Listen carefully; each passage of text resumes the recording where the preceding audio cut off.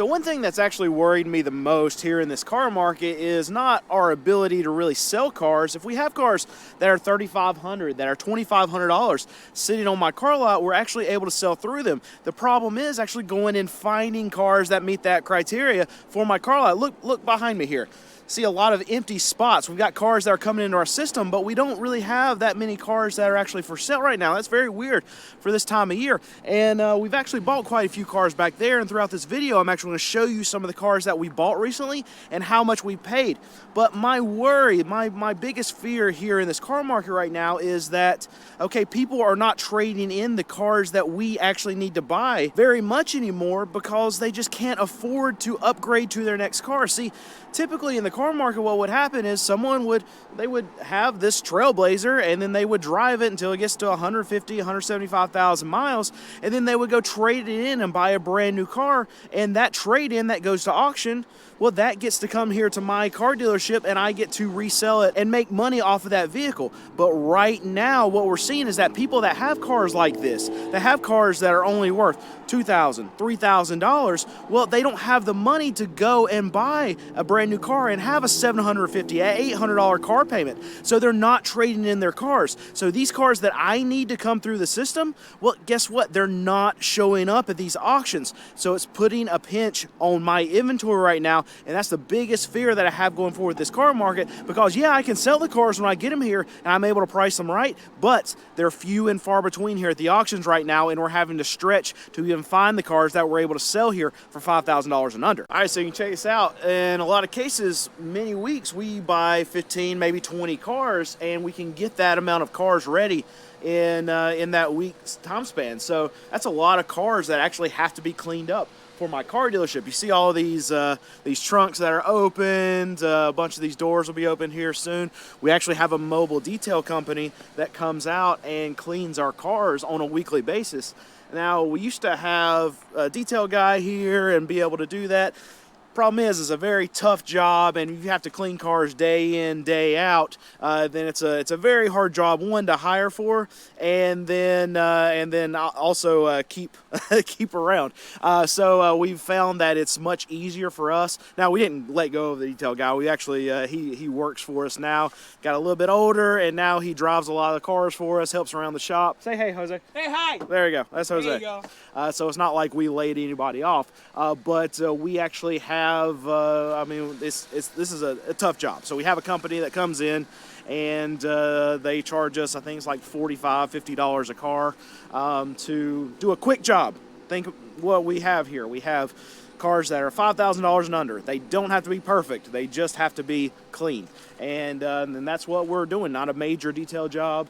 And they can get all of these knocked out. Every car that you see behind me right here, all the trunks that are open, they'll get them all done today. We can get them all taken pictures of today. We can get them all posted by tomorrow. This is how fast we have to operate here at my car dealership, because what do? We do volume. We turn, burn, turn, burn, turn, burn. So we have to get 15, 20 cars cleaned in one day and post and get them posted the next day, because next week, guess what? We're going to have another 15, 20 cars to get cleaned and then posted. Because if I'm going to sell 60, 70, 75 cars in a month, which is what I want to do, what do? We got to get them ready all week after week after week. It never stops. The continuous line of cars coming in to get ready never stops. And we don't want it to, because what do? Volume. We turn and burn. All right, here's a car that we sell very, very well. And you see there's no stickers on it. I've shown you some others that don't have stickers on them yet that are actually in line. If you look, most of these other ones do. It just means that we literally just put this one in line. We got pictures on it. We'll be putting stickers on it later today. But I wanted to point this one out because this is one that we sell very, very well. Anytime we see Honda Pilots, you probably see them a lot on my car lot. We buy a lot of them. This is a 2010 Honda Pilot. We paid $2,400 on it. For it, not on it. We had a $240 buyer fee. We had a $240 repair. We've got right around $3,000 in this Honda Pilot after everything's said and done. We're gonna try to sell it for $4,500. Let the markets tell us if we're too high or not. But typically on these Honda Pilots, we can get $4,000, $4,500, $5,000 on them, depending on the condition. As long as it's got good paint, as long as the seats aren't ripped up, as long as it's pretty clean on the inside. The outside of this, at least, I haven't looked on the inside yet, but the outside paint looks great. should be a no problem home run for us. We sell lots and lots of these pilots. And what's weird is I like Toyota 4Runners or Toyota RAV4s. It seems like would be the comp. Maybe a Highlander would be more of a comp to that pilot in the Toyota. But Toyotas, as far as that range goes for the stuff that we buy, actually goes for a lot more expensive than the Hondas do. But I feel like the Honda pilots are they're right on par with as far as quality, as far as reliability as the Toyota Highlander. So we're able to buy a lot more of the Honda pilots, and you'll see a lot more of them on my dealership than you will a Toyota 4Runner, a Toyota Highlander, or a Toyota RAV4. And I've never understood that, but I guess just that Toyota name carries a little bit more money, and dealers like to buy Toyotas a little bit more than Hondas, and that's why a lot of times the Hondas follow to us, and we miss out a lot on the Toyotas, which I would personally actually really have too. So maybe I'm just making the point right there that I would rather have a Toyota over a Honda, so a lot of these other dealers would too, and that's why they go for more money. And one reason why I can tell you that I don't want to keep inventory on my lot for more than like 2, 3, 4 weeks, and we are very aggressive with our pricing, is because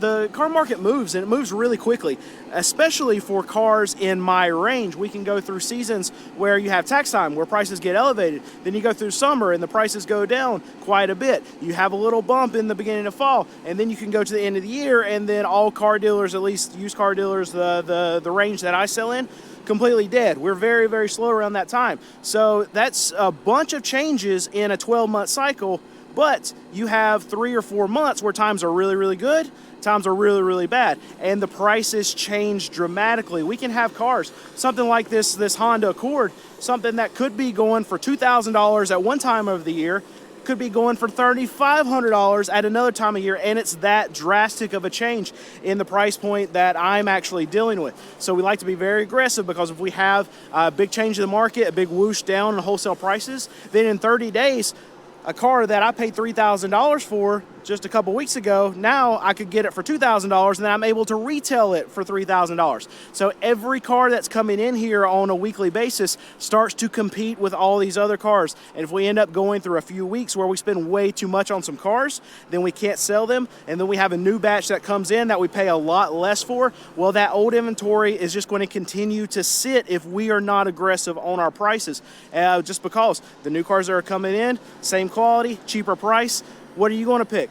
Just like every consumer that comes onto my lot, they're going to pick the cheapest thing. That's the best running car out here. It's going to be a good A to B car for them. And if I have something I just bought that's way better and better priced than the car that I've had sitting for a long time, well, what are they going to pick? They're going to pick the new inventory. I don't want cars to sit here on my lot. I've got to be very aggressive with my pricing. I have to adjust as the time goes on. I don't want stale inventory. And here's the rare situation where you get to see the front side of my building. This is actually our front row right here.